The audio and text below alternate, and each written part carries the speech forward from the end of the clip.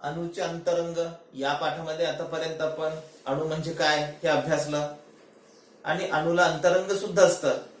म्हणजे आतापर्यंत आपण जे म्हणत होतो अणू हा पदार्थाचा सूक्ष्म कण आहे, पण आता आपल्या लक्षात आलं की अणू जरी पदार्थाचा सूक्ष्म कण आहे हे खरं असलं तरी अणूपेक्षा सुद्धा सूक्ष्म अतिसूक्ष्म कण अणूमध्ये आहेत. आणि ते सूक्ष्म अतिसूक्ष्म कण म्हणजे 3 मूल कण, त्यामध्ये प्रोटॉन, न्यूट्रॉन आणि इलेक्ट्रॉन हे 3 मूल कण अणूमध्ये आहेत.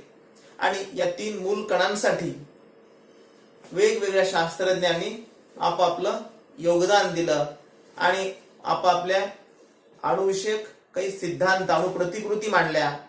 त्यामध्ये महर्षी कणाद, भारतीय ऋषी यांनी ख्रिस्तपूर्व 6व्या शतकामध्ये या लहान कणाला परमाणु असं संबोधलं आणि त्यांनी सांगितलं या चराचरामध्ये प्रत्येक वस्तू ही परमाणुपासून तयार झालेली आहे. त्यानंतर ग्रीक तत्ववेत्ते डिमॉक्रिटस यांनी ख्रिस्तपूर्व 5व्या शतकामध्ये सांगितलं की प्रत्येक वस्तू लहान कणांपासून तयार झालेली असते आणि त्या लहान कणांना त्यांनी ॲटम असं नाव दिलं. ॲटमॉस या शब्दापासून ॲटम तयार झाला आणि ॲटम किंवा ॲटमॉस म्हणजे ज्याचं विभाजन करता येत नाही असा. त्यानंतर 1803 मध्ये जॉन डाल्टन या इंग्लिश शास्त्रज्ञांनी आपला अणुविषयक सिद्धांत मांडला आणि त्यांनी त्यामध्ये सांगितलं की पदार्थ लहान कणांपासून तयार झालेला असतो आणि हा लहान कण म्हणजे ॲटम आणि हा अणू कडक आणि भरीव गोळा आहे ज्याचं विभाजन करता येत नाही. त्याचबरोबर तो अनाशवंत देखील आहे, परंतु कडक आणि भरीव गोळा सांगितला आणि हाच सिद्धांत या अणुविषयक सिद्धांताचा मूलभूत सिद्धांत मानला जातो. कारण बरेच कालखंड याच मतावर अणुबद्दलच्या संकल्पना यांचा विचार आणि त्याचं निर्धारण झालं होतं. त्यानंतर 1904 मध्ये जे थॉम्सन यांनी अणूला कलिंगडाप्रमाणे उपमा दिली आणि त्यांनी सांगितलं अणूमध्ये 2 मूलभूत कण असतात आणि त्यापैकी लाल भाग म्हणजे धनप्रभार तर काळ्या बिया म्हणजे ऋणप्रभार, म्हणजे अणूचं विभाजन करणारे शास्त्रज्ञ म्हणून जे थॉम्सन यांच्याकडे पाहिलं जातं. त्यानंतर जे थॉम्सन नंतर अर्नेस्ट रुदरफोर्ड यांनी सोन्याच्या पातळ पापुद्र्यावर अल्फा कणांचा मारा केला आणि या धनप्रभार आणि ऋणप्रभारित कणांचं नेमकं स्थान कुठं आणि कसं आहे हे सांगितलं. आणि थॉम्सन यांनी सांगितलेल्या अणुसिद्धांतामध्ये अजून काहीतरी वेगळेपणा या अर्नेस्ट रुदरफोर्ड यांनी दाखवून दिला आणि मग अणु केंद्रकामध्ये धनप्रभार आहे या निर्णयापर्यंत आपण आलो. त्यानंतर नील्स बोहर यांनी आपली अणुप्रतिकृती मांडली आणि त्याने या अणुला स्थायी इलेक्ट्रॉन स्वरूपण कसं असतं, या पद्धतीनं वेगवेगळ्या कक्षेमध्ये इलेक्ट्रॉन कसे परिभ्रमण करतात हे सगळं सांगितलं. त्यानंतर आपण अणुअंक म्हणजे काय, अणुवस्तुमानांक म्हणजे काय हे अभ्यासलं. एखाद्या मूलद्रव्याच्या अणुमध्ये असणाऱ्या प्रोटॉन किंवा इलेक्ट्रॉनच्या संख्येला अणुअंक म्हणतात, तर अणुवस्तुमानांक म्हणजे प्रोटॉन आणि न्यूट्रॉन यांची एकत्रित संख्या असते. मूलद्रव्याचा रासायनिक गुणधर्म हा अणुअंक असतो. त्यानंतर काही मूलद्रव्यांचे अणु असे असतात की त्यांचे अणुअंक समान असतात परंतु अणुवस्तुमानांक मात्र भिन्न असतात. अशा मूलद्रव्यांच्या अणूंना समस्थानिक म्हणतात. आपण समस्थानिकांचे काही उपयोग अभ्यासले. त्यानंतर आता आपल्याला अभ्यासायचे अणुभट्टी. अणुभट्टीचं कार्य. तर काय असते ही अणुभट्टी? अणुभट्टी म्हणजे अणुपासून ऊर्जा मिळवण्यासाठी वापरलेली भट्टी किंवा एक यंत्रणा तयार केलेली असते ज्याच्यामध्ये अणुपासून ऊर्जा रूपांतरण केलं जातं आणि विद्युत ऊर्जेच्या रूपामध्ये ही ऊर्जा आपल्याला वापरासाठी उपलब्ध केली जाते. अशा प्रकारे जे संयंत्र असतं त्याला अणुविद्युत भट्टी म्हणतात. आणि या अणुविद्युत भट्टीमध्ये मग इंधन कशाचं वापरतात?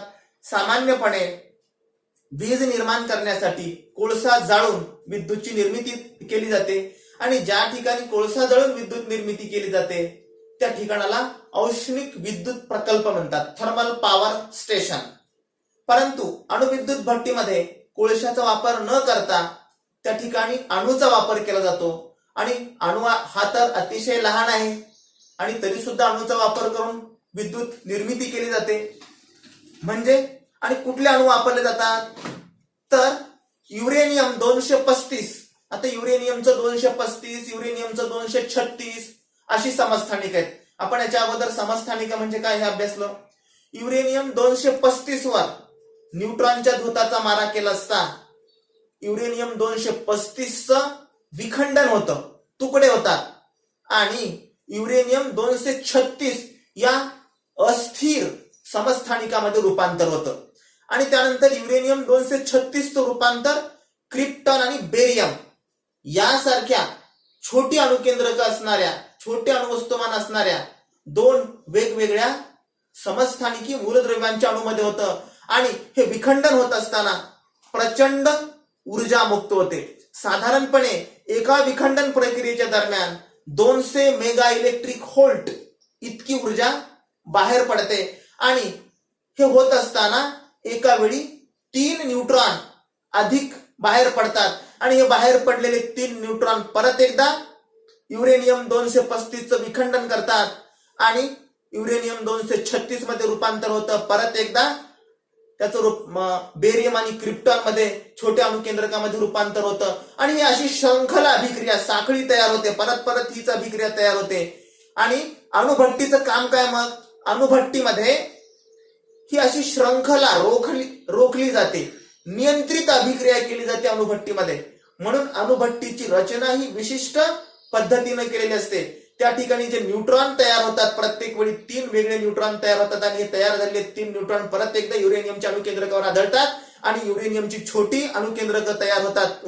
अगोदर 236 हे अस्थिर अणुकेंद्रक तयार होतं, त्यानंतर परत एकदा क्रिप्टॉन आणि बेरियम सारखी अणुकेंद्रक तयार होतात, समस्थानिकी मूलद्रव्यांचे अणू तयार होतात. आणि ही अशीच जर अभिक्रिया चालू ठेवली तर प्रचंड मोठा स्फोट होतो. कारण प्रत्येक वेळी 3 न्यूट्रॉन तयार होतात आणि हे 3 न्यूट्रॉन परत आढळतात आणि परत परत जर हे झालं तर मोठा स्फोट होतो. आणि मग हा स्फोट अतिशय विनाशकारी असतो किंवा भयंकर असतो. आणि हा स्फोट टाळण्यासाठी ची जी रचना असते नियंत्रित केलेली, या नियंत्रित केलेल्या रचनेला अणुभट्टी म्हणतात. आणि यामध्ये मिळणारी ऊर्जा मात्र अतिशय मोठ्या प्रमाणामध्ये मिळते. भारतामध्ये अशा काही अणुभट्ट्या आहेत. साधारणपणे भारतामध्ये 22 अणुभट्ट्या आहेत. म्हणजे वेगवेगळ्या अणुभट्ट्या आहेत. अणुकेंद्रक एकूण 8. या ठिकाणी ज्या ठिकाणी अणुऊर्जा निर्मिती केली जाते या 8 अणुऊर्जा निर्मिती केंद्रामध्ये वेगवेगळ्या 22 अणुभट्ट्या आहेत. त्यापैकी काही अणुभट्ट्या भारतामध्ये देखील आहेत.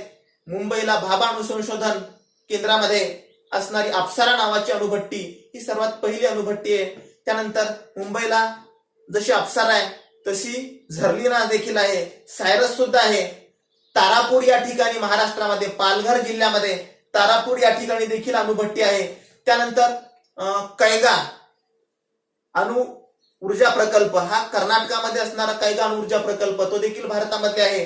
त्यानंतर कुडनकुलम नावाची एक शहर आहे, कुडनकुलमला देखील अणुभट्टी आहे, ती तामिळनाडूमध्ये आहे. त्यानंतर रावत भाटा या ठिकाणी असणारी अणुभट्टी, ही रावत भाटा या ठिकाणी असणारी अणुभट्टी राजस्थानामध्ये आहे. अशा वेगवेगळ्या अणुभट्ट्या भारतामध्ये आहेत. अणुपासून ऊर्जा मिळवल्यानंतर आज आपल्याला जो ऊर्जा टंचाईचा सामना करावा लागतो, या ऊर्जा टंचाईवर निश्चित मात करता येऊ शकते. आपल्या पुस्तकामध्ये अशा प्रकारे ही केंद्रकीय विखंडनाची अभिक्रिया कशी होते ती दाखवली आहे. तुमच्या समोर मुंबईला भाभा अणुसंशोधन केंद्र या ठिकाणी असणारी ही अप्सरा नावाची अणुभट्टी आहे. आणि या अणुभट्टीमध्ये युरेनियम 235 अणुवस्तुमान असलेलं इंधन वापरलं जातं. आणि युरेनियमचं विखंडन कसं होतंय हे आकृतीमध्ये दाखवलेलं आहे. बघा आकृतीमध्ये दाखवलेलं आहे युरेनियम 235 आहे सुरुवातीला, त्याच्यावर न्यूट्रॉनचा मारा केला. अगोदर न्यूट्रॉन दाखवलाय. युरेनियम 235 वर न्यूट्रॉनचा मारा केल्यानंतर युरेनियम 236 तयार झालं. आणि युरेनियम 236 तयार झाल्यानंतर एक अणुवस्तुमानांक म्हणजे 1 न वाढला अणुवस्तुमानांक आणि तयार झाले क्रिप्टॉन आणि बेरियम. क्रिप्टॉन 92 त्याचा अणुवस्तुमानांक आहे, बेरियमचा 141 आहे. आणि मग या ठिकाणी 3 न्यूट्रॉन वाढले, 3 न्यूट्रॉन तयार झाले. आणि ज्यावेळेस ह्या मोठ्या अणुकेंद्रकाचं रूपांतर छोट्या अणुकेंद्रकामध्ये होतं त्यावेळेस मोठ्या प्रमाणामध्ये ऊर्जा मुक्त केली जाते आणि अशा प्रकारे तयार झालेले 3 न्यूट्रॉन परत एकदा युरेनियमवर आदळतात आणि मग ही अनियंत्रित श्रंखला अभिक्रिया होत असते. परंतु अणुभट्टीमध्ये मात्र श्रंखला अभिक्रिया नियंत्रित करण्यासाठी त्या न्यूट्रॉनचा वेग कमी केला जातो आणि न्यूट्रॉनची संख्या कमी करण्याची आवश्यकता असते आणि ही यंत्रणा अणुभट्टीमध्ये तयार केली जाते. हे आपल्याला यावरून लक्षात येतं. आता कसं करतात हे न्यूट्रॉनचा वेग कमी करण्यासाठी? त्या ठिकाणी 2 टप्पे आहेत. त्याच्यामध्ये आपल्याला हे 2 टप्पे अभ्यासाचे. पहिला टप्पा आहे संचलक किंवा त्या ठिकाणी मॉडरेटर वापरतात. आता ही अभिक्रिया अनियंत्रित होत असते आणि अनियंत्रित अभिक्रियेला नियंत्रित अभिक्रिया करण्यासाठीची जी यंत्रणा असते त्या यंत्रणेला अणुभट्टी म्हणतात. मग या अणुभट्टीमध्ये या ठिकाणी मॉडरेटर किंवा मंदक वापरतात. मंदक म्हणजे त्या न्यूट्रॉनची निर्मिती होण्याचा वेग कमी करण्यासाठीची यंत्रणा. आणि मग त्यासाठी ग्रॅफाइट म्हणजे कार्बनचं एक अपरूप आहे ग्रॅफाइट. हे ग्रॅफाइट तरी वापरतात किंवा जड पाण्याचा उपयोग केला जातो. आता ही जड पाणी नावाची संकल्पना काय करते? त्या ठिकाणी उष्णता कमी करण्याचं काम करते आणि रासायनिक अभिक्रियेचा वेग कमी होतो म्हणजे न्यूट्रॉनची निर्मिती कमी केली जाते. वारंवार अतिशय कमी वेळेमध्ये जास्तीत जास्त बेरियमचे आणि क्रिप्टॉनचे अणुकेंद्रक तयार होतात. त्याच्यावर नियंत्रण केलं जातं म्हणजे मॉडरेट, त्याला मॉडरेटर किंवा मंदक म्हणतात. हा झाला पहिला टप्पा. दुसरा टप्पा आहे नियंत्रक किंवा ज्याला कंट्रोलर म्हणतात. हा कंट्रोलर काय काम करतो? नियंत्रण ठेवण्याचं काम करतो. कशावर? युरेनियम 235चं विखंडन होऊन जी 236 अस्थिर अणुकेंद्रक तयार होतात, नंतर बेरियम आणि क्रिप्टॉनची अणुकेंद्रक तयार होतात आणि या अभिक्रियेदरम्यान 3 न्यूट्रॉन तयार होतात. याचा वेग कमी करण्याचं काम, कंट्रोल करण्याचं काम करतो आणि या कंट्रोल करण्यासाठी त्या ठिकाणी कॅडमियम, बेरियम आणि बेरिलियम यांच्या कांड्या वापरतात. या कांड्या काय काम करतात? या न्यूट्रॉनला शोषून घेण्याचं काम करतात. म्हणजे जे जास्त न्यूट्रॉन तयार झालेत वारंवार परत युरेनियमवर आदळून अनियंत्रित अभिक्रिया होण्यापासून त्याचा वेग कमी करण्याचं काम केलं जातो म्हणून याला नियंत्रक असं म्हटलं जातं. आता अणुभट्टीमध्ये अशा प्रकारे एका युरेनियमचं विखंडन झाल्यानंतर जी बेरियम आणि क्रिप्टॉन ही वेगवेगळी अणुकेंद्रक तयार होतात त्यावेळेस मोठ्या प्रमाणामध्ये ऊर्जा रूपांतरित होते आणि ही रूपांतरित झालेली ऊर्जा साधारणपणे 200 mega electric volt. Mega electric volt हे त्याचं युनिट आहे. मोठ्या प्रमाणामध्ये जर ऊर्जा वापरायची, ऊर्जा मोजायची असेल तर त्याला मेगा इलेक्ट्रिक व्होल्ट हे युनिट वापरतात आणि एवढी मोठी ऊर्जा रूपांतरित झालेली ही ऊर्जा मग त्याच्यापासून विद्युत निर्मिती केली जाते. कशी विद्युत निर्मिती केली जाते? विद्युत निर्मिती करत असताना या ऊर्जेचा उपयोग पाणी गरम करण्यासाठी करतात. मग पाणी गरम केले की पाण्याची वाफ होते आणि पाण्याची वाफ झाल्यानंतर ही वाफ उच्च दाबानं टर्बाइन्सवर पाडली जाते. टर्बाइन्सवर सोडतात. टर्बाइन्सला जनित्र जोडलेलं असतं. जनित्र म्हणजे काय आपल्याला माहितीये? यांत्रिक ऊर्जेचं रूपांतर विद्युत ऊर्जेमध्ये करण्याच्या यंत्राला जनित्र म्हणतात. आणि मग जनित्राची पाती फिरतात आणि त्याच्यामध्ये मोठे शक्तिशाली चुंबक असतात आणि आपण विद्युत धारेचा चुंबकीय परिणाम पाहिला. चुंबकीय क्षेत्रामध्ये विद्युत वाहक तार जर फिरली तर त्या तारेमधून विद्युत धारा प्रवाहित होते आणि अशा प्रकारे विद्युत निर्मिती केली जाते. परंतु हे करत असताना काही अडचणी पण आहेत. म्हणून भारतामध्ये काही मर्यादित क्षेत्रामध्येच विद्युत भट्ट्या आहेत, या अणुविद्युत भट्ट्या आहेत आणि कोकणामध्ये आता जैतापूर या ठिकाणी होऊ घातलेला ऊर्जा प्रकल्प तिथल्या स्थानिक लोकांचा त्याला विरोध आहे. हा विरोध असण्याचं कारण यामधून निर्माण होणारे जे प्रश्न आहेत हे प्रश्न अत्यंत जटिल आणि गुंतागुंतीचे प्रश्न आहेत. समस्या अधिक आहे त्याच्यामध्ये. कारण किरणोत्सारी मूलद्रव्यांच्या अणूमधून जो किरणोत्सर्ग होत असतो त्याच्यावर जर काही आपल्याला मर्यादा नाही घालता आल्या, त्याच्यामध्ये काही चुका झाल्या तर ही एक चूक प्रचंड विनाशकारी ठरू शकते. आणि कोकणामध्ये नैसर्गिक सौंदर्य आहे. कोकणाला अनेक वेगवेगळ्या प्रकारच्या वनस्पती आहेत, जलीय प्राणी आहेत आणि कोकण म्हणजे महाराष्ट्राचा, आपल्याला त्याला काश्मीर म्हणता येईल, अशा प्रकारे अतिशय सुंदर पर्यटन स्थळ आहे. आणि या पर्यटन स्थळामध्ये जर अशा प्रकारच्या अणुभट्ट्या तयार केल्या तर तिथं विनाशकारी घटना घडण्याचा संभव आहे. काही थोडी मानवी त्रुटी किंवा चूक झाली तरी त्यामधून प्रचंड प्रलयंकारी विध्वंस होऊ शकतो. म्हणून तिथले लोक अजून त्याला विरोध करत आहेत. ही बाब जर सोडली तर आणि शास्त्रज्ञांसमोर सुद्धा हा प्रश्न आहे की कशा प्रकारे याच्यावर कंट्रोल करता येईल. जपानमध्ये अनेक अणुभट्टे आहेत आणि जपानमध्ये वारंवार भूकंप होतात. त्या ठिकाणी झालेले विध्वंस जर पाहिले तर अडथळे जास्त आहेत. ही बाब अजूनही आपल्या सगळ्यांच्या समोर आहे आणि मग शास्त्रज्ञ अजून त्या दिशेनं प्रयत्न करत आहेत. भारतामध्ये भाभा अणुसंशोधन केंद्रात मुंबईला जी अप्सरा नावाची अणुभट्टी आहे ती 4 ऑगस्ट 1956 रोजी तयार करण्यात आली आणि ही भारतातली पहिली अणुभट्टी होती. आता भारतामध्ये युरेनियम 235 चे साठे मर्यादित आहेत, परंतु थोरियम 232 चे मात्र साठे आहेत आणि या थोरियम पासून युरेनियम सारखा किरणोत्सारी मूलद्रव्य तयार करता येतो.